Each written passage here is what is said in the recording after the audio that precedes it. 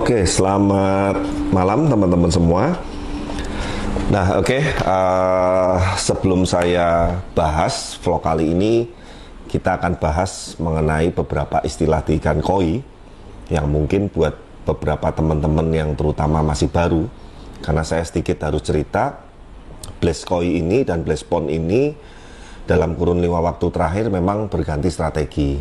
Artinya kalau mungkin dulu teman-teman atau customer lama kita fokusnya dulu ke ikan yang show quality yang harganya sampai puluhan juta bahkan ratusan juta per ekor, aktif di show, kemudian aktif di show Indonesia maupun di Jepang. Nah memang era itu sudah berganti, artinya kita mau nggak mau harus menyesuaikan market yang ada sekarang. Dan sudah dalam 5 tahun terakhir itu Blaze memang fokus di pembuatan project-project baik itu kolam koi, mega tank, aviary, landscape dan lain segala macam yang intinya fokusnya ke project.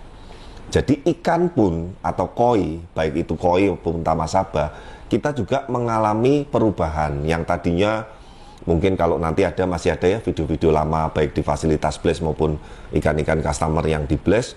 Dulu kita rata-rata ikannya gede-gede 50 up bahkan 70 80. Sekarang intinya stok itu kita menyesuaikan dengan kebutuhan customer-customer baru yang membuat project dengan kita seperti itu. Nah, yang kali ini saya akan mau bahas ada istilah mungkin buat teman-teman yang awam namanya asukari. Asukari itu sebetulnya dalam bahasa Jepang intinya kita deal ikan atau dealing ikan dengan dealer di Jepang dan tapi ikannya masih di keeping atau masih dirawat di sana.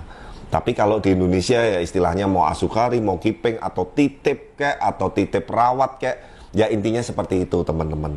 Nah, apa sih sebetulnya maksud dari tujuan asukari ini? Sebetulnya ada banyak goal. Tapi memang terus terang kalau dulu waktu saya cerita kita masih aktif di show Jepang maupun di show di Indonesia, asukari itu untuk memaksimalkan growth dan pertumbuhan ikan sehingga saat ikan nanti dikonteskan baik itu di Jepang ataupun di Indonesia, itu hasilnya bisa maksimal. Tapi ini sekali lagi ya teman-teman, saya akan bicara apa adanya, saya akan belak-belakan sesuai dengan pengalaman saya pribadi dan Blaze Koi dalam kurun waktu 15 tahun ini, kita sudah berkecimpung di bidang ini. Sebetulnya kalau saya boleh saran dalam tanda petik, dealer-dealer di Indonesia dan kiper-kiper di Indonesia bahkan penghobis sekarang ini udah jago-jago teman-teman. Dalam artian spek kolamnya, spek filternya, kemudian kualitas airnya, pakannya. Ini kita nih sekarang dibandingin dulu sudah sangat improvisasi sekali. Kita mungkin dulu kalau kolamnya masih belum standar, kolamnya masih jelek, speknya filter media masih jelek, mungkin kita utamakan keeping di Jepang atau di dealer kita deal ikan koi itu dengan harapan di sana growth-nya bisa lebih bagus dan lain sebagainya. Tapi kita harus acungi jempol kok dalam kurun waktu 5 tahun terakhir ini aja saya amati. Baik itu dealer Indonesia, baik ada yang di kota-kota besar ataupun kota-kota seperti Jawa Tengah, Semarang, seperti Blaze dan sekitarnya. Kita ini sekarang sudah improve sekali dalam kualitas keeping ataupun merawat ikannya. Ya dengan spek kolam dan segala macam.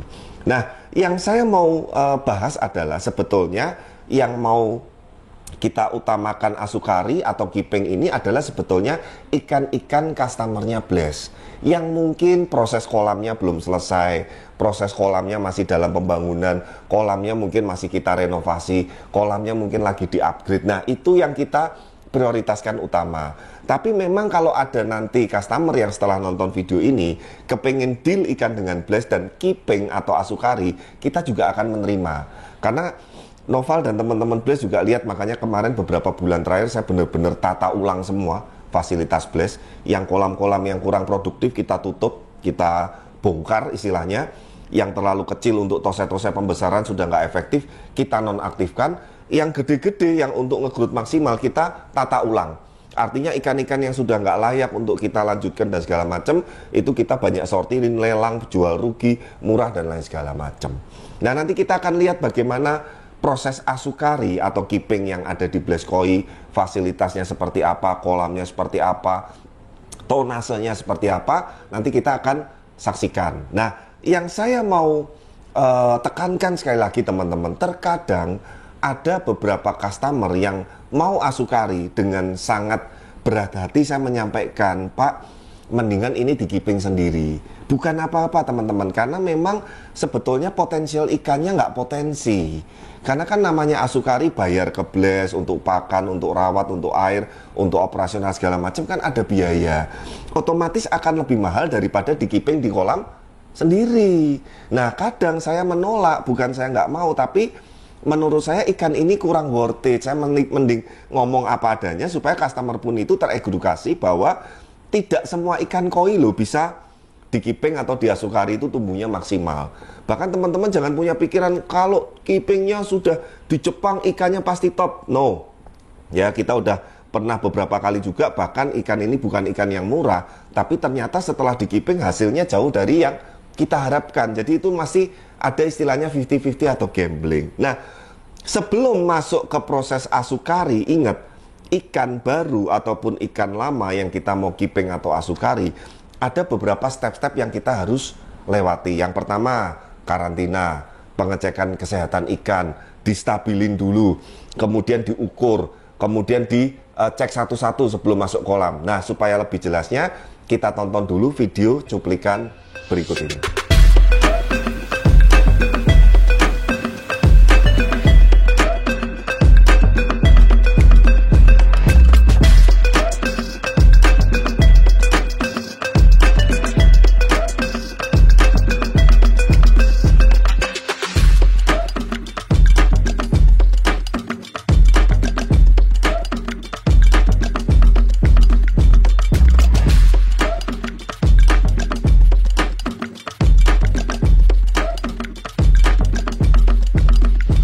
Kurang lebih seperti itu ya teman-teman ya. Jadi sekali lagi saya juga mohon maaf, ada beberapa netizen terima kasih sekali masukannya. Kok ayo toh bikin video mengenai koi for sale, kualitas, keeping apa dan segala macam. Bukan saya nggak mau, karena ini aja saya sebetulnya hari ini saya mau nyekat, mau konsep, ada beberapa project baru yang saya punya PR untuk desain, sketch dan lain-lainnya.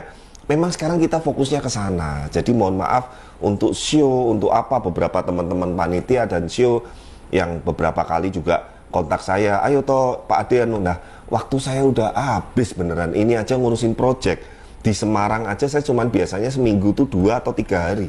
Besok saya udah ke Jakarta lagi, sampai weekend lagi. Weekend kalau sambung show nggak pulang dong berarti. Nah kan makanya, jadi sekali lagi mohon maaf, memang masa sudah berubah, masa sudah bergeser.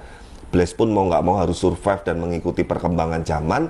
Jadi inilah strategi yang kita sekarang sedang maksimalkan. Nah, seperti apa Asukari untuk masuk ke kolamnya dan segala macam, ikannya seperti apa, kita lanjut yuk. Kita sekarang keluar, Val. Oke, nah sekarang kita sudah ada di pinggir kolam salah satu fasilitas Blaze. Mungkin buat teman-teman yang nggak asing, saya sering sebut kolam ini adalah kolam 35 ton. Jadi memang kapasitas kolam dengan panjang sekitar hampir 9 meter, lebarnya ini kalau nggak salah 2,5 meter, kalau dengan filter itu 3,5. Kedalaman airnya sekitar 1,2, jadi tidak terlalu dalam teman-teman. Nah ini juga edukasi sedikit bahwa sekarang menurut saya membuat kolam dengan kedalaman sampai 2 meter, 3 meter itu sangat-sangat sudah tidak efektif sekali teman-teman. Dengan kita sekarang punya spek media yang bagus, dengan sistem filtrasi yang bagus, sistem kolam yang canggih, flow dan perputaran yang bagus, 1,5 meter aja itu sebetulnya sudah oke. Tinggal kembali lagi nanti bahan ikan dan perawatan selanjutnya. Nah teman-teman, ini ada 4 ekor Kohaku Matsue. Nanti tolong foto, video, datanya juga ditampilkan ya. Ini sebetulnya Tosai dan Jumbo Tosai. Jadi ukuran 35 sampai 40 BU dari farm Matsue Jepang. Ini sudah punya customer Jakarta semua. Dan kebetulan nanti kolamnya juga lagi proses finishing, tinggal nunggu marmer. Rencananya dia masih mau keeping beberapa Kohakunya untuk dibesarin lebih lanjut dulu. Nah nanti ada beberapa ikan yang dari Blaze Deal yang akan dikirim ya. Jadi intinya sekali lagi, ada yang saya rekomen untuk lanjut keeping, ada yang tidak, mengingat tadi kualitas ikannya dan speknya juga. Supaya artinya apa teman-teman, sudah bayar biaya keeping, jangan sampai ikan yang di keeping juga nggak worth it atau tidak maksimal, sayang sekali. Nah ini kita apung-apungan terlebih dahulu. Ingat proses karantina, puasa dan lain-lain tetap kita harus lakukan. Tadi ini sudah diapung-apungin sekitar 15 menit mungkin lebih ya, supaya suhunya sama. Nah setelah ini kita lepas, yuk lepas yuk. Kamu shoot fokus ke ikannya terus Val, jangan ke saya.